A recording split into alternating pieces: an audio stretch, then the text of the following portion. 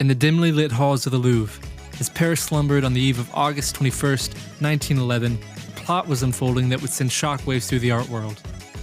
The Mona Lisa, Leonardo da Vinci's unparalleled masterpiece, was about to vanish from its revered place on the museum walls. A theft so audacious, so brazen, that it almost seemed impossible. Who would dare to steal the most famous painting in the world? You're listening to Casual History.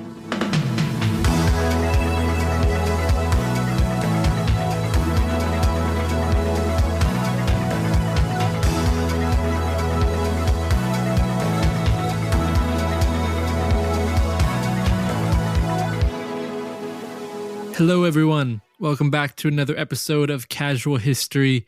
I am your co-host, Jeffrey, with my brother in crime today. Get it? Jacob. Yes. Dude, I'm so excited for this. And the music that you brought to the table is A+, dude. A+. Backstory, Ocean's 13? I think it's 13. I don't think it was 12. Yeah, I think it is 13. Don't give me shit if I'm wrong. Okay. But it's the fox. You know, the ending scene. Yeah. When he explains how he stole the egg that they were competing for with George Clooney. Spoiler alert. And that's just today's vibes. Yeah. It's always been in my brain as like, if I want to hype music, if I want to feel cool, if I want to walk down and feel like I'm the main character in my story, I'm going to put this song on and I love it. Immaculate vibes. Yeah, immaculate, man. No, seriously, like I've always wondered about that too. I have no idea what would be my like walk-in music, but I always thought that would be really fun to figure out. Walk-in? Oh, like to a fight? Oh yeah, like it's mainly like a wrestler's thing, right? Where people like and boxing. In those wrestling and boxing, right? Yeah, you have a walkout song that you're just baseball like walking into a room like actually. a badass. Okay, yeah. So I don't know what mine would be, but that one would be yours, is what you're saying? I think so. Yeah, that Dope. Specific piece of the song too, which is they do it in the front, the hook, and then they come back to it at the end. Yeah, I don't want to sing it, but you know what I'm. It's so good. Yeah. Heck yeah. Recap on the last few episodes. They've been going great response-wise. Seriously, thank you guys. Wow, we're just full of thanks, aren't we? Because we did the same thing last episode, so we're not going to get too heavy on the thank yous and we are mushy. Straight to business. We're here for the history, we're here with another story. But before we do that, I'm going to self-promo for 2 seconds. Casual X History on Facebook, Twitter, Instagram, and TikTok, and YouTube. We're putting full-length episodes on YouTube because why not? Yeah. Just in case you guys want to listen there, that would help us out a bunch. Seriously, thank you guys so much for all the comments. I've been loving seeing you guys enjoying the new episodes and just really just like interacting with us on socials. I've been having a ton of fun with you guys. I think the recurring segments have been the response, like in response to the podcast, the most kind of people bantering in the polls and stuff on Spotify, at least. That seems to be the winner. So that we're gonna do another recurring segment because it's recurring. You're on one today, Jeff. We're calling it Leo, right? Or Leo is our AI co-host. It's our game show host. Yeah, we're defining this as we go, but I think that's a good way to phrase it. It turns into a game show, and instead of Bob, I can't believe I just blanked. Bob Barker. Yes, exactly. Instead of Bob Barker, we got Leo, which that's right. It's just a way that we can get questions and answers to ourselves without us knowing the answers. And so we use AI. Sorry guys, I know we've hopped the bandwagon. Yeah. It's but it's only for that. Great. Only for this. Only for history. For the sake of history. But yeah, so today we're going to jump into the story of an art theft around one of the if not debatably the most famous piece of art ever. And we're going to be discussing the theft and what happened, and did he get away with it? Is the one in the Louvre currently fake? Ooh. I've actually heard a lot of rumors that there's a lot of like fake stuff in museums right now, which is kind of crazy. You'd make sense. Would you want all the kids snotty hands and no, runny I mean, nose? almost not on purpose. I think there are fakes, like really, really good fakes in certain museums because of heists that happened in the past. I actually did. It kind of brought this right back to me when I heard your title, because I remember, I think I did a small, like short 5-minute casual history a year ago or so on one of these heists. I have no idea if it's this one, but I've also been watching some documentaries about some art heists, some really big ones too. Yeah. So I'm in the mode, Jeff. So let's get into it. We did touch on this a few years ago, or a year and a half ago, on a art theft that happened in the United States. That might be it. With the mob that was involved. You remember that? Yes. I can't remember the title of it. But if you search through it and someone else is interested, but it's a good episode. Going back and listening to it, you can. Yeah, so that's what we're going to jump into today, and let's just go ahead and get to it, yeah?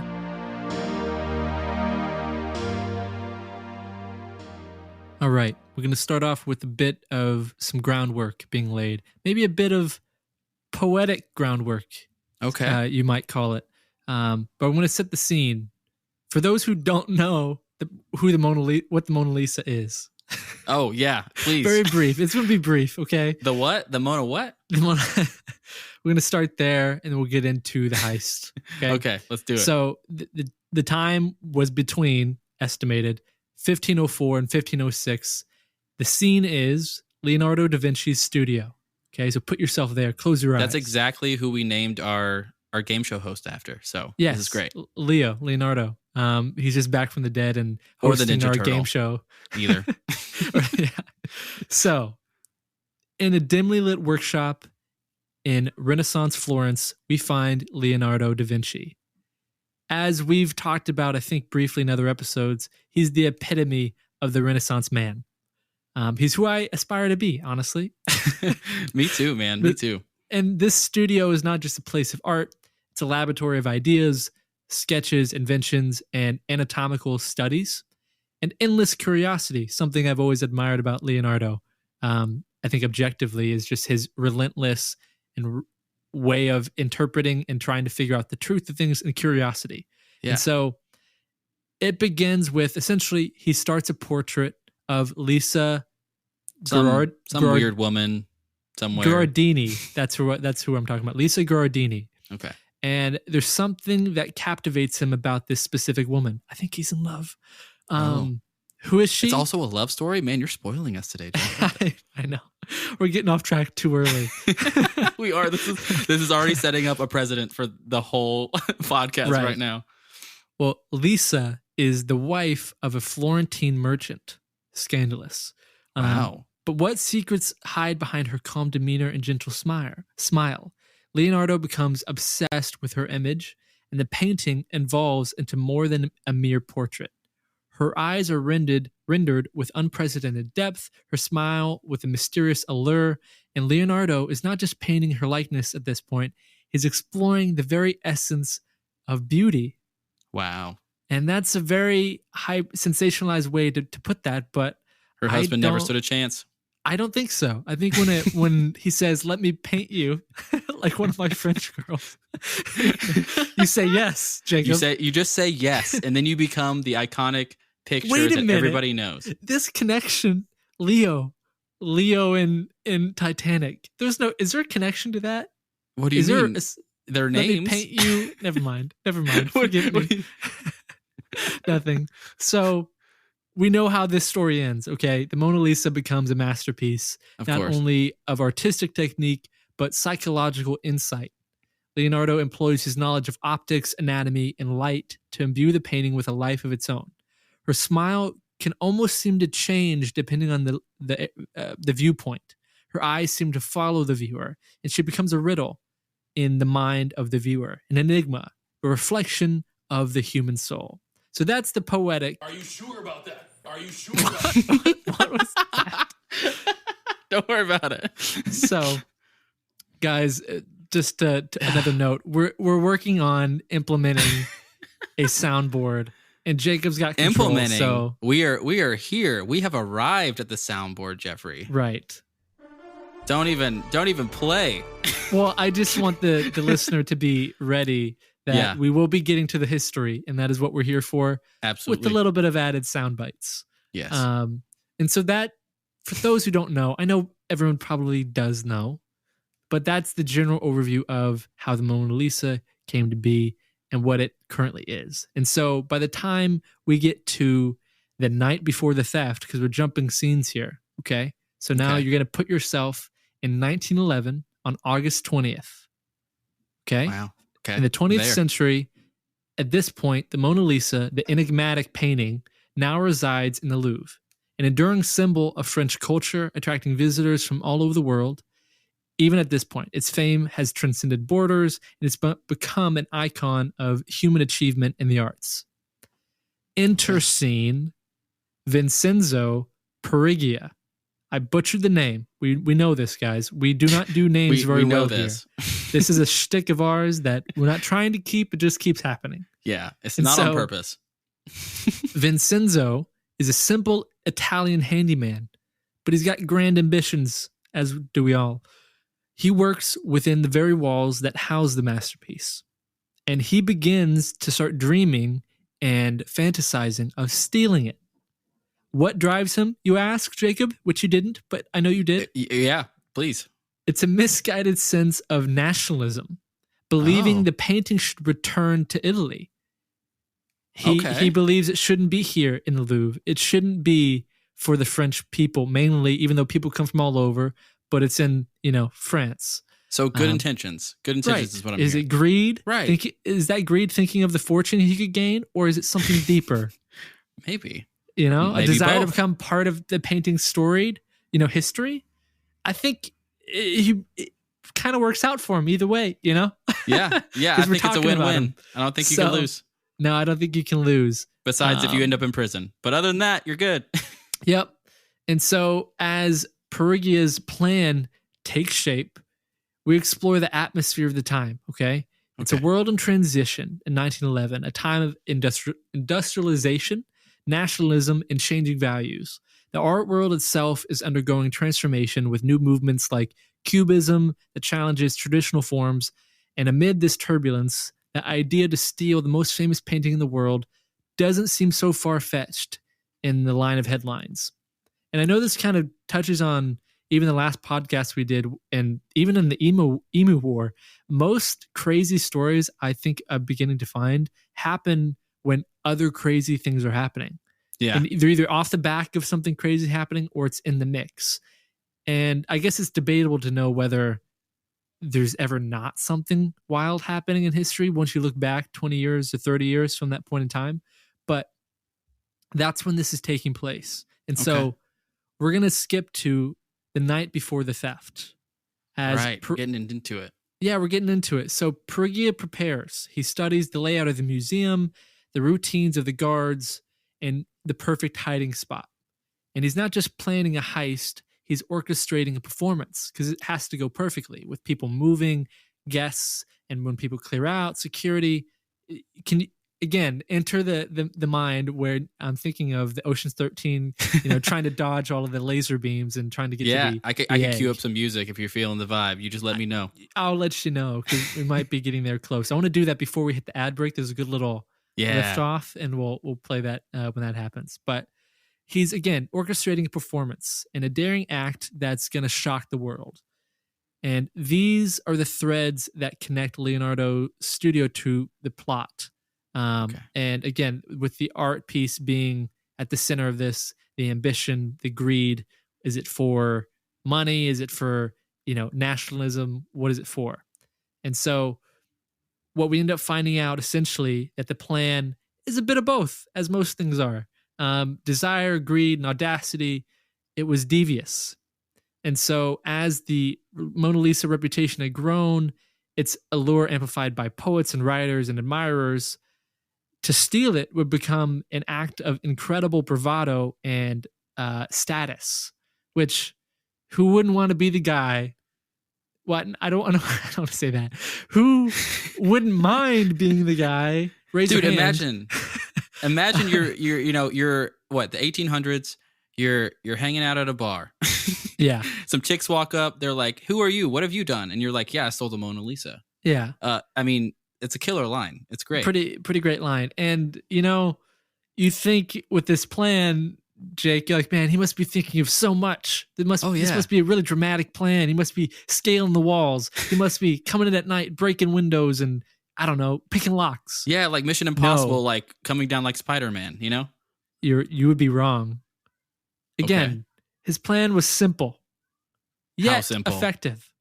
How simple. Have you ever wanted to, let's just preface this. Have you ever wanted to, let's say, like you're at Target or Walmart. Have you ever imagined just being like, I could wait in the bathrooms until it closed. Oh my gosh. And then I'd have Walmart to myself. Too much effort. Too much effort. You think that's a lot of effort? Wait, you're saying if I ever sat in line at a Walmart and thought, you know what, Jacob, I want to visit the bathrooms at Walmart for 24 hours. No, I'm saying if you were to, I guess maybe this is just my own ambition. I've thought about it, okay? I've thought, hey, if I wanted to, I never did, obviously, but if I wanted to, how hard would it be to hide from people who are closing up and hide in the bathrooms and wait till everyone left? Not hard, I guess. This is all hypothetical, by the way, guys. Hypothetical. Never happened, never is going to happen, okay? So just we have to have a disclaimer. He had this thought well before we did, and Walmart ever existed. His plan essentially was to hide in the museum overnight, emerge disguised as a worker, with no one suspecting him at this point. He would take his time, find the right moment between guards shifting and moving, and make off with the painting. It was 1, 2, 3. Just carry it out? Carry it out. Like in his hands, like what security person works there and would buy like imagine one of your coworkers right now at work just like picking up a priceless painting and you're just like, oh, that's just Jim. Yeah, don't worry about Jim. If you work the museum, I assume maybe there's maintenance that has to be who knows? Right. It maybe wouldn't be the weirdest thing to see, is all I'm saying. Yeah, and, you're right. And so the night arrived. Okay. And the tension was palpable. I can imagine hiding in a broom closet. He waited. His heart was pounding. He was sweating. And the museum's silence was overwhelming. This is just conjecture, by the way. But we're throwing a little poetic spin on it. We're there right now. Filled with the echoes of history and art. And as the hours dragged on, Perugia's mind wavered between excitement and fear. And then finally the moment came. The museum was empty. The guards were gone. And he was dressed as a maintenance worker. He walked in calmly to the Mona Lisa, and his every movement deliberate. He approached the painting, and for a moment, he was mesmerized by Lisa's eyes. Who wouldn't be, right? Was she smiling at him? Was she condemning him? You hitting on a painting right now during this podcast? He shook off those thoughts, Jake. This is a big moment. It's been a weird day. I get it. It's fine. He shook off the moments and proceeded with the plan, which was removing the painting from the wall. Yeah, taking the priceless painting off the wall. Okay, no, but there was some finesse in this. Okay, yes, there has to be. There's no way he could get out and like successfully get out of this museum, like not being caught with a giant painting in his hand. If there wasn't some like nuance, like he knew there was a protective he did his case. Research. Okay, there was a protective case that he had to remove, and again, at this point, there's no like motion sensor. There's no like weight sensor. This is not Indiana Jones where he has to replace the gold with the statue at the right time, and there's not a none weight of that. Plate. Yeah, you'd think there would be at this point, but there's not. And so all he has to do is remove the protective case, which he does. His mind focused, and then he hid it under his smock. Wait, do you know what a smock is? I know what a smock is. Yes. Okay, sorry, I had to look you had to look up what a smock was. Hey, I just had to look it up. Okay, it's like whenever you sneak in candy to the movie theaters. Like you're just like in a giant coat. You look like you're 50 pounds heavier, but no one can stop you because it'd be embarrassing. So that's basically what he's doing as he's walking out of this art museum. This is where I'm going to steal the Declaration of Independence falls second. That was been first for a long period of time in my mind until I heard this. Okay. And so, excuse me, he takes it off of the protective case, hides it in his smock, and it kind of starts to sink in. And I imagine it would for me as well, which is you have the Mona Lisa underneath your shirt. Yeah, I mean, if you're caught, dude, like, no one's helping you. Yeah, you're done. No, it's done. You're done. And so he then very calmly and purposefully left the room. and the enormity of his act began to sink in. He had just stolen the Mona Lisa, the most famous painting in the world. Would he escape detection? Could he really pull off the heist of the century? Jacob, can you cue me with that music real quick, please? Dude, We're about to hit you the got cliffhanger. it. You know I'm about to hit it right now. Let's go. So with every step toward the exit, Perugia's anxiety grew. The hallways seemed to stretch endlessly, the doors threatening to reveal hidden observers. He moved cautiously, aware that a single mistake could lead to the capture. And the world was still unaware at this point that a masterpiece was missing. As Perugia left the museum that day, the threads of history were woven anew, setting off a chase that would captivate the world. And now, let's get to our ad break, Jacob.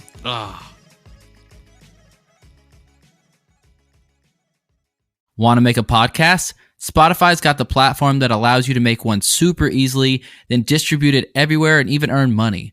All in one place for free. It's called Spotify for Podcasters, and here's how it works. Spotify for Podcasters allows you to record and edit podcasts right from your phone or computer. So no matter what your setup is like, you can start creating today. And then you can distribute your podcast to Spotify and everywhere else that podcasts are heard.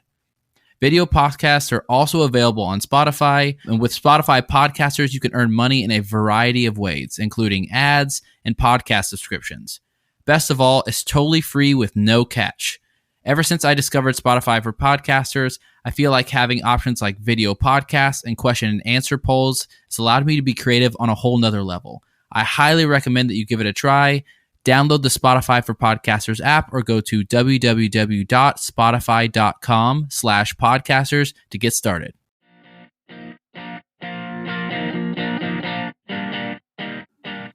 We're back from the ads. If there were any, by the way. I know we don't have any in there yet. Currently. All of it in expectation. Yes, expectation of perhaps this becomes a fulfilling adventure that can become somewhat lucrative, but that's not what we're in it for, Jake. We're here for the love of the game.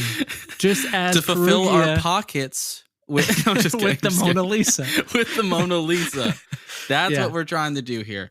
No, dude, seriously, we were just rocking to the music. The music continued. For you guys, it stopped. For us, we just kept I was bobbing and weaving on the call. That is a jam, man. If you don't listen to that and just feel good. And I also had a thought. I also had a quick little thought before we get back into the story. I know you're itching to get going, and so am I.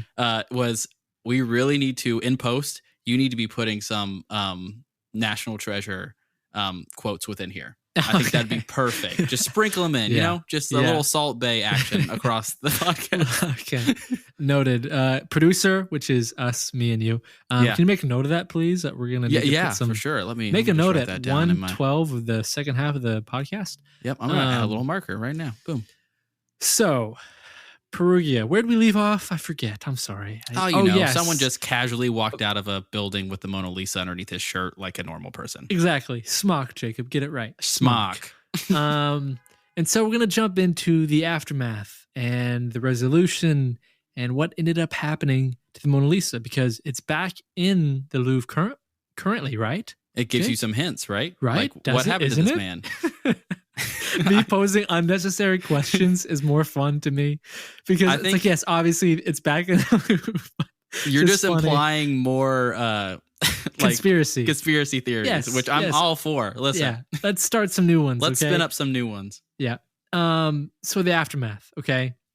In the immediate aftermath of the theft, a silence enveloped the Louvre. The Mona Lisa's absence went unnoticed for hours, leaving a void in the museum and metaphorically in the art world. It was a custodian who finally discovered that that there was empty space on the wall. A discovery that obviously sent shockwaves through the whole administration of the Louvre. Someone's getting fired. Panic ensued. The museum closed, and a frenzied search began. So Jeffrey, but you know who wasn't panicked? You know who wasn't panicked? Mona Lisa? This man. This man. Walking, with his smock walking down the French streets of Paris. I can see how smug he is right now, just walking down the street. Yeah. I can see him in my eye. Okay. He hops on a carriage ride away with the Mona Lisa under a smock. And Yeah. so the news began to spread. Obviously, you don't keep that secret. So the possibility, though, of a theft seemed inconceivable to anyone who worked there. But as the reality set in, a wave of disbelief, anger, humiliation swept around Paris and the entire art world. And so the Mona Lisa, an emblem of beauty, culture, and history, had been stolen. How could it happen? I just told you. But who would dare? I just told you. The questions were endless and the answers elusive, but not for us. Years later, we know the answers, thankfully, and that's why I'm telling them to you. But there's a lot of interesting stuff here in regards to the investigation, the world's reaction, and then Jacob.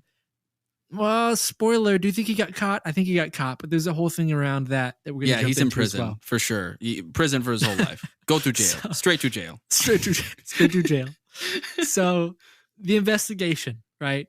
Everyone finds out it's missing, and the French authorities launch an exhaustive investigation, sparing no expense or effort. The entire Louvre was searched, the staff interrogated, and the public started to be questioned. Detectives scoured Paris looking for clues, turning to artists, dealers, and anyone who might have seen something. I literally just watched the Pink Panther last night, and so sorry, I just immediately thought of the interrogation scene where they're the good cop and bad cop.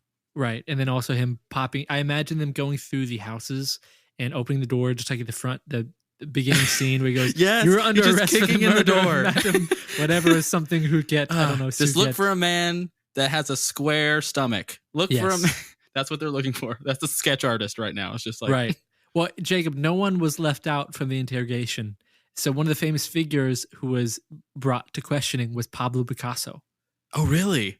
That's a cool little fact. I didn't know that. That's wild. So theories abounded, ranging from political conspiracies to audacious criminal gangs. The world watched, captivated by the mystery, the intrigue, and the audacity of the theft. And so months passed with no leads, and the trail eventually went cold. The painting seemed to have vanished forever. And that's when despair set in, as most things do after months without talking or love or communication. Wow. This got dark. I swear, everybody listening, I have not had a single drink today. We're just having a great day. So I'm going to plead the fifth on that. And the public's fascination turned into mourning.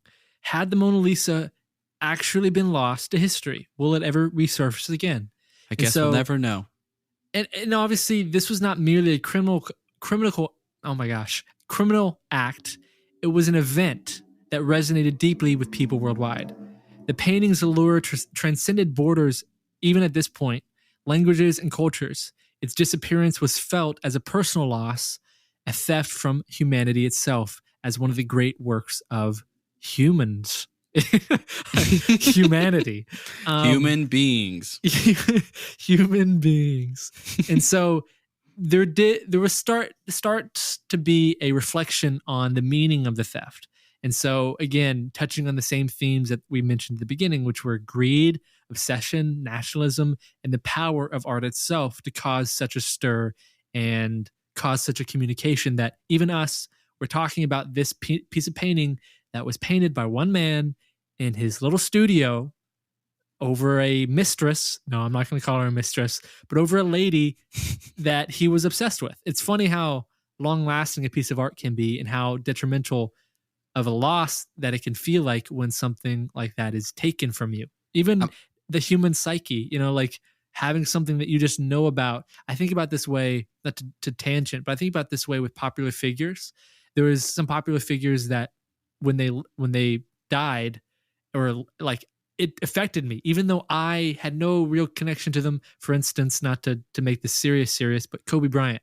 Oh, right? Yeah. I have no connection to that. I watch basketball. Like heart dropped. Vaguely, not a lot, but like vaguely. I know I like NBA somewhat, but like just something that was a part of the subconscious or like my brain that we all knew about, we all accepted was just part of our worlds. And then that being taken away or, losing that, I can understand the kind of grief that sets in around this theft. And so it's an interesting thought. At least I thought it was, thinking about it in those terms. I also wonder, Like when these things happen too, do you think this also played a part in that? Like it was already considered a priceless painting and like one of the best, but Yeah. do you think that this actual heist may have like stirred up that even more? Like possibly like just around like a general sentiment was like this is something that is like a part of our culture Oh, and you we mean like need back. attached it deeper to Yeah. to people? Like attached a I deeper think meaning to so. the Mona Lisa. Infamy, Yeah. infamy is not attached to this obviously because all the way, but when something is done even in a negative connotation or context around a piece of art, artists themselves, the 27 Club, people who maybe in their time, I'm doing this maybe more so as people, maybe pieces of art. It'd be interesting to think about that in ways of like, okay, let's say, what's the best song to you ever existed? Oh, don't ask me that. I don't know. But Don't put me on the spot for that. Let's say, for instance, let's say people who love Queen, right? Sure. Like, let's say, for instance, tomorrow that could physically be destroyed, gone. All of that art, just all gone. of it gone. Would you feel the loss of it? I think so. Yeah, I think art is one of those things too that is not even not undersold is probably the wrong way to say it, but like that is something that can reverberate through time. When you make a song, when you write do painting. Write a painting, sorry. Yes, write exactly. a painting. Gosh, I'm just stumbling over everything when right you now. do the ones and twos and you paint in the borders, yes. That's right. That's writing a painting. When you're coloring your coloring books, that's the stuff that lasts throughout time. Like that stuff, that's how you can become immortal. Like technically is like if you create a piece of art during your lifetime, it's a story though, that resonates with the other story people. around it, I think, is what you touched on that I really agree with, is the story. Because even if, let's say, none of these things happened around this piece of art, would it be as famous? Would it be as well known? Probably for the Mona Lisa, but maybe other pieces of art, not so much, right? Right. Like, and that's an interesting conversation for another time, maybe, but another tangent that you could probably go down for lots of pieces of art that without this one event happening around it, would it be considered as important or as, essential? Because I'm a believer that like events like this do kind of push that, like even if it was already the most famous painting, these kind of events can push it into the more mainstream, like the more talked about, and therefore even leaving like a deeper legacy with that item. And so exactly. I feel like there probably are some sort of like, even if it's small, some part of that still lasting today now that it's back. But Jacob, there's one issue with this. Yeah, what is it? He made a mistake. Of course he did. Despite the brilliant execution of the theft, which was take it, put it under the shirt, and walk out, Perugia's plan began to unravel when greed overcame him. Living with the stolen masterpiece, hidden in a trunk in his tiny Paris apartment, the weight of this secret grew unbearable. The painting, worth millions, but tucked away in obscurity, tormented him. He needed to monetize this theft, and that's when he made a fatal mistake. Perugia, overwhelmed by the fame the painting was receiving in its absence, reached out to an art dealer in Florence named, Alfredo Geri. Posing as an Italian patriot wanting to return the masterpiece to Italy, he tried to justify his act. But Geri was suspicious. Geri's knowledge of art, combined with the strange circumstances of Perugia's approach, set off alarm bells. And sensing something was amiss, Geri contacted the authorities while feigning interest in the deal. And so, the classic mousetrap was set. Working closely with the Italian police, Geri lured Perugia to his gallery, promising to buy the painting. And when Perugia arrived with the painting, bad deals, honestly. I'm just going to say this. If you're planning on selling something that's stolen, you don't go into the meeting of selling it with the item. Always leave it behind with the destruction device that says, you take me, I destroy it. I mean, it's the 1800s, man. He walked out like 1911, Jacob, not 1800s. Oh, 1911. Still the same. Let's make sure you learn something. Okay, thank you. Thank you for making it stick. I appreciate it. 1911. 1911. And so the police were waiting. He was arrested and the Mona Lisa was recovered. The world was stunned to learn that the thief was not a mastermind criminal, but a simple Italian handyman. His capture was front-page news worldwide, and the newspapers dedicating entire sections to the dissecting of his motives, his character, and reliving their dramatic capture. which is the mistake and ultimate demise of Perugia and how he had to return the Mona Lisa to the Louvre. Wow. That must be a really sad moment to be there holding the Mona Lisa, about to get your money, and then the police walk in. Yeah. I can only imagine that sad face. Yeah. And so with great fanfare, obviously there's a whole celebratory thing that echoes when this is announced that it's been returned. The Mona Lisa was returned to the Louvre, and it was a moment of national triumph for France, a cultural celebration for the world, and crowds lined the streets to catch a glimpse of the painting as it made its way back to its rightful place. Again, That's touching on the idea of it became more famous after this. Right. And so it was paraded out. It was paraded back to its home. And so the painting at that point went on a tour, Jacob. That's what I'm saying. More famous than a person. I just had a quick little picture of it just propped up in front of a stadium of just a crowd of cheering people. Yeah, I mean, it's essentially tours. It was showcased in exhibitions across Italy, even displayed in the Uffizi Gallery in Florence. I butchered that, but where Perugia had attempted to sell it, it even made its way there for a showcase. And so, before returning ultimately to France, it was a symbol of resilience, an icon that weathered a storm and emerged with a new mystique. And so, a little caveat to this I just wanted to throw in here was what ended up happening to Perugia, right? And so he went on trial for this, and the trial was a spectacle.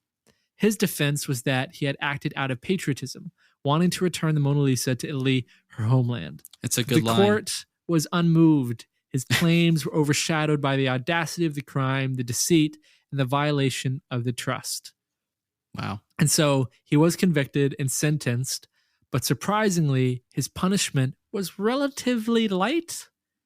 You want to take a guess at how long he spent in prison? 15 years.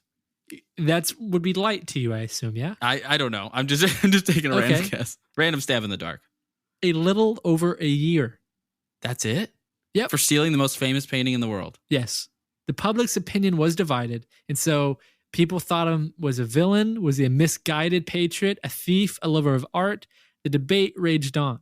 And so books, plays, and films would continue to explore Perugia and the character in his mind and what he thought about that theft for decades to come. Ultimately leading to this podcast and us finding out about this story and how it happened. That's so interesting. I'm like putting myself in the shoes of that courtroom and just being like, I mean, they had to have approached it in the way of just being like, look, no harm, no foul. Like, he didn't sell it. He didn't get any money from it. It's perfectly fine. It's more famous now than it ever was. Like, maybe we should go a little easy on this guy.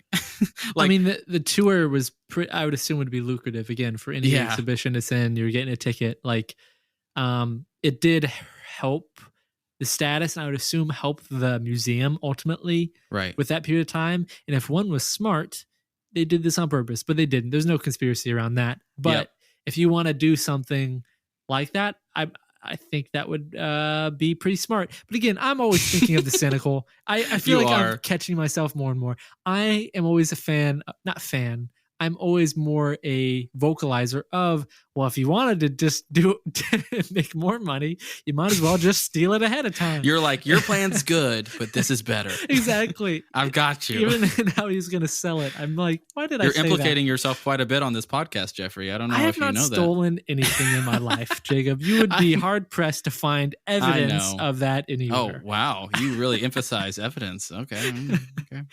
But that is the story of the theft of the Mona Lisa.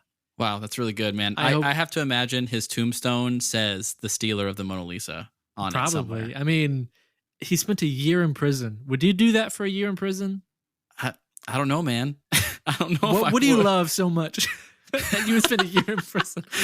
Jacob, what do you love? Hold on, though. Before we get into this seems like a reoccurring segment talk. Okay. Let's do it. Transition. So if people want to jump into that segment with us, let's transition into the recurring segment.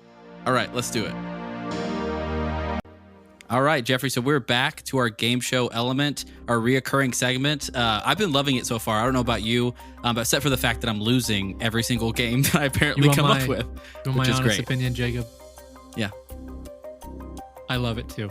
It's been great to win. It's been great to kick your ass. It's been really nice. I think if I continue winning, it's going to be great. Are you finished? I'm done. Are you finished gloating? Because we have a brand new game here. Producer, could we turn down the background music just a touch? My ears are just a bit. Such a diva, man. Such a diva. Okay, it just was I've turned loud. it down for you. Is that better for yours? Yeah, it's loud. Okay, so it's actually off right now. Well, so what do we got? What do we got going? So we are back with our time warp trivia, which is what our first game was that we ever did on this. And so all that just means is Leo, basically our stand-in history game show host, is going to share AI three. Bob Barker. That's AI Bob Barker. I like Leo that. is our AI Bob Barker. Exactly. Just imagine Bob Barker with just the words plastered LEO over his face. That's basically what this is. He has shared 3 outlandish stories from history in each round. The catch, only one of those tales is true. So the other 2 are completely made up, Jeffrey. And it's up to us to figure out and put it on our detective hats to see which ones we think are the real story. And let's are you ready for this? Ahead of time as well. We're going to be putting, so you guys can guess along with us in the poll. So there's a poll, if you're on Spotify podcast at least, that you can answer. And so as he throws out the stories, you can select. I'm going to do, it can only be one poll. So you're going to see round 1, 2, 3, round 2, 3, 1, 2, 3. And you just select which one you think you just is made that true. Super confusing. I'm not good at math, Jeff. Okay. So just answer the poll, Jacob. Just answer the poll. Yes. Figure out which one you think is the right one. So that's the easiest way to say it. Yeah. We just turned it into a math equation. So let's just start with round 1. So I have the stories out in front of me. So I'm just going to list them off and just start with story A. So story A is a small town in Switzerland once declared a war on cats, banning them from their city center due to superstitions. So that's the first story. I believe it. Yeah, I know it sounds pretty convincing to me too. I don't even know the answers myself. So, okay. Story B. During the 18th century, a French village held a trial against tomatoes, accusing them of causing madness. Okay. So another thing, the 1800s were crazy. Of course, tomato on trial. Very. Just a single tomato on trial with a mic. Yeah. Oh man, that'd be amazing. So can we get a photo of that? Yes, I'm going to have to create all of this. You've been making a lot of fun ones recently, but let's make a tomato, please. I'll definitely do that. Okay, so story number 3, or C rather, is in 1726, a British woman named Mary Toft convinced doctors she gave birth to rabbits. Oh, God. Whoa. Right? Convinced These are crazy. Doctor. Okay, so all right, Jeffrey, do you have any clues? What do you think? We could even kind of work on this together. Like, what makes you think we can't work on this together, Jacob? That ruins the competition. Whatever. You want to be competitive? Let's do it. I do, and I think the listeners want to see us compete. I think so too. I think they want to see us at each other's throats. Okay, I have an answer. I think what we should do, is on the count of 3. Should we? Because is that too, Good Mythical Morning-ish? You can go ahead. I'm just gonna answer. I think number 1 is true. Okay. So as much as I war want on cats. As much as I want the tomato on trial to be true, I think the war on cats is true. I have a hunch, Jeffrey. I have a hunch that story number C, the British woman giving birth to rabbits, might be true. I feel like I've heard some sort of variation of this somewhere in my brain. Mm-hmm. So that's gonna be my first guess. So I'm not just saying this, I promise. After I said number 1, I did start to, for some reason, there's a little ping in my brain. There's a pull towards C. But watch it be wrong and watch me be right. Let's see. What's the answer? We'll see. Here, I can pull up the script right now. So, all right. So round 1, the true story is C. In 1726, a British woman named Mary Toft convinced doctors she gave birth to rabbits. This bizarre incident became a sensation, and Toft was eventually exposed as a fraud. Wow. I mean, so there you go. Yeah. I mean, what kind of thought process? I mean, what's the end game there? I don't know. I don't know what the end game is. What do you gain out of convincing people you birth rabbits. Well, it became a sensation, Jeffrey. So she got her 50 minutes of fame. I don't want to get too explicit, but how do you explain that? I don't want to get into it. Okay, let's go to the next one. Let's just leave that one. Let that one go. But all right, so we both got the first one correct. So we're still neck and neck. I said number one. I'll take the L. I said number one as my answer. I think I just wanted to preface Jeffrey. that I did think that number 3 was correct after the fact. Yeah. So you don't get a half point for that. Okay, I know, but you got a point. 1-0. All right, so round 2. We have some more crazy stories here. So story A in round 2 is going to be a U.S. president once got stuck in the White House bathtub and had to be rescued by his staff. That's actually pretty believable. I mean, aren't most presidents older? You know, I think we can guess who this might have been. Yeah, I immediately have a guess too, so that's kind of funny. I feel like that is already the right one, but I'm gonna listen to the rest just to make sure. Story B: ancient Romans used a special type of fish as a natural lie detector during legal proceedings. Do we have any description on how it was used? That would determine my answer on that one. It's the sea bass, like that you have on the wall that sings to you. It's just saying guilty, not guilty. We don't have any details on how that fish was used. Do we? No details. We're just gonna have to guess off of that line, huh? Yeah. Okay. No type of fish. We don't even know. Gotcha. So the third story is in the 19th century, a London man made a living by impersonating a wild man and scaring tourists in Hyde Park. See, that's pretty believable. That is, because that reminds me of maybe where, Hyde Park, isn't that where the story of the werewolf, isn't there a movie? Hold on. I don't know, Jeffrey. Don't trip me up. I can't don't trip me up on my own podcast. I'm not going to Google. I can't Google because that would give me an answer, I think. Yeah, I think so. Okay, so to recap. Yes. Number 1 is the Stuck in the bath. Stuck in the bath president. Number 2 is ancient Romans using a fish as a lie detector. 3 is Hyde Park. I mean, the dude, that just seems like everyday New York. Someone. Yeah, that doesn't sound like an outlandish story at all. Also, how is he getting paid to do that? I wonder. I don't know. I'm gonna go with I'm gonna go with number 1 again. I'm going with number 1. I think the exact same thing. I don't want to copy you. Yeah. Should I deviate on purpose? Yeah, probably. Yeah. You're just that like confident that A is right, and I believe it too. So, all right, I'll go with C. Why not? Oh wow, you're taking. Let's split it up. Okay. Let's do it. All right. Okay. So the true story was A. Jeffrey, now you did this. Psychological warfare. You did this. Do we have one more round?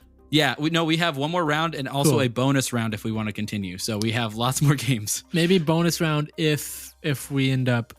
Yeah, if we end up tied for sure. Yeah, okay. So right now this will be the winner. All right, so the true story, a U.S. president once got stuck in the White House bathtub, had to be rescued by his staff. This humorous tale is often attributed to President William Howard Taft. So that was the person I was thinking to, known for his large stature. Okay, that's not who I was thinking of. That's not? Who were you thinking of? Nothing. I'm not going to say it. So nothing. Let's go. Let's go to the next. Yeah, you're right. It's probably best to keep moving. Okay, so round 3. So story number A is during World War II, a military operation used inflatable tanks to deceive the enemy. Story B. An Australian town once elected a goat as mayor, serving 3 full terms. Wild. But actually isn't too crazy now that I'm starting to process that.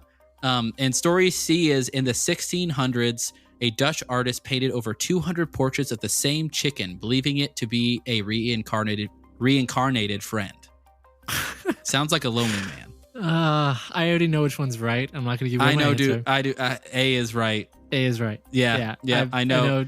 This is the problem with us loving history is we know these little things already. We think, but we haven't been that. You're right. I think we've been kind of 50-50 on most of them. But this one, we've been more on than we've been off. So, all right. So are you ready for me to reveal the answer, Jeffrey? Yeah. Are we correct? Yes. True story was A. So we were correct. Okay. So we're going in tie ball game. That's right. Thank God we have a bonus round. Thank God. With the bonus round. And if we end off on a tie here, we'll just have to settle it next time. Yeah, we will. We'll just have to continue this on. There's going to be plenty more games to play, so I wouldn't be too worried about that. We can call it a draw. We can keep it like a boxing record. Win, lose, draw. No, and Jeffrey. So far, I'm 2-0. I'm going to win. And 0 draws, and you're 0-2 and no, and I got to 0, get on the board. I got to get on the board. This is my win. I'm going to take it. Okay. Let's see. What's the bonus round?